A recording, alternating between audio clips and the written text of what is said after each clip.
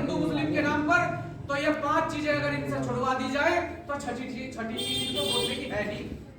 छठी चीज कोई छठी चीज इन पर बोलने की है नहीं। ये 5 चीजें हैं इन पर बोलने की, इसके अलावा कुछ नहीं है। इसके अलावा कुछ नहीं है। रोजगार पर बात करेंगे तो ये चुप हो जाएंगे, देश की अर्थव्यवस्था पर बात करेंगे तो ये चुप हो जाएंगे, देश में बढ़ते क्राइम पर बात करेंगे तो ये चुप हो जाएंगे, देश में बढ़ते बलात्कार के अनुपात पर बात करेंगे तो ये चुप हो जाएंगे, देश में बढ़ती बेरोजगारी गरीबी पर बात करेंगे तो ये चुप हो जाएंगे। असली मुद्दों पर चुप हो जाए, नकली मुद्दों पर बोल रहे हैं। तो बोलने वाला होना चाहिए ना, सवाल जवाब करने वाला होना चाहिए। लेकिन सवाल जवाब करने वाला तैयार कहां से होगा? सामाजिक मूवमेंट से तैयार होगा। जो मूवमेंट बाबा साहब डॉक्टर अम्बेडकर साहब, माननीय कांशीराम साहब ने जिस मूवमेंट को चलाने का काम किया है, आज भाई चंद्रशेखर आजाद उसमें ही ये आपका साथी तैयार हुआ है, उस संगठन से ही ये आपके साथी तैयार हुए हैं। कोई भी व्यक्ति अगर किसी भी प्रकार से आपसे सवाल जवाब करता है तो तार्किक जवाब दीजिए।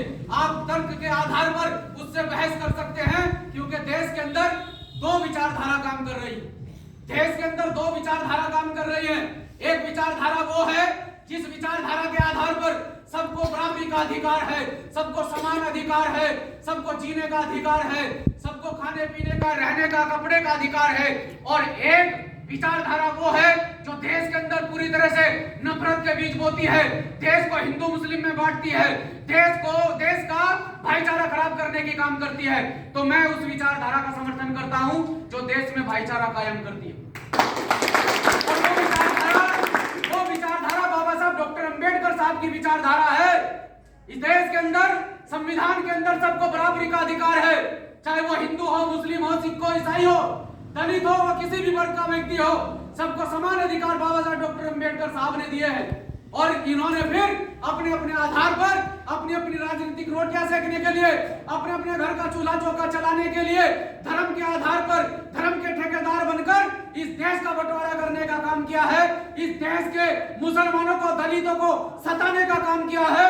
हम ऐसा होने नहीं देंगे। और साथियों, अगर आपका समर्थन रहा, आपका साथ रहा, तो एक दिन इस देश के अंदर ये बहुजन समाज जो आज पूरी तरह से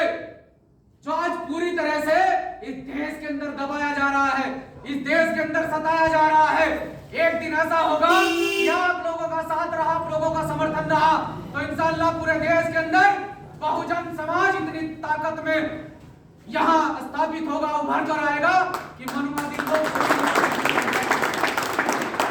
लोग सोचने पर मजबूर हो जाएंगे। हम कहते हैं तुम ये धर्म की ठेकेदारी छोड़ो, धर्म का धंधा छोड़ो और तुम विचारधारा की बात करो, देखते हैं कौन आगे निकलता है।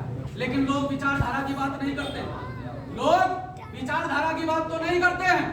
लोग जो है दूसरे को बहलाने की, फुसलाने की बात करते हैं, चुनाव के नाम पर तोड़ने की बात करते हैं। और मैं कहता हूं ये अमूल्य वोट जो बाबा साहब डॉक्टर अम्बेडकर साहब ने बड़ी शिद्दत के बाद, मेहनत के बाद आपको दिया है, इस वोट का वैल्यू कुछ नहीं हो सकता है। इस वोट का अमूल्य है, इसका कोई मूल्य नहीं हो सकता है। आज तक कोई आकलन नहीं कर पाया कि वोट की कीमत क्या होगी।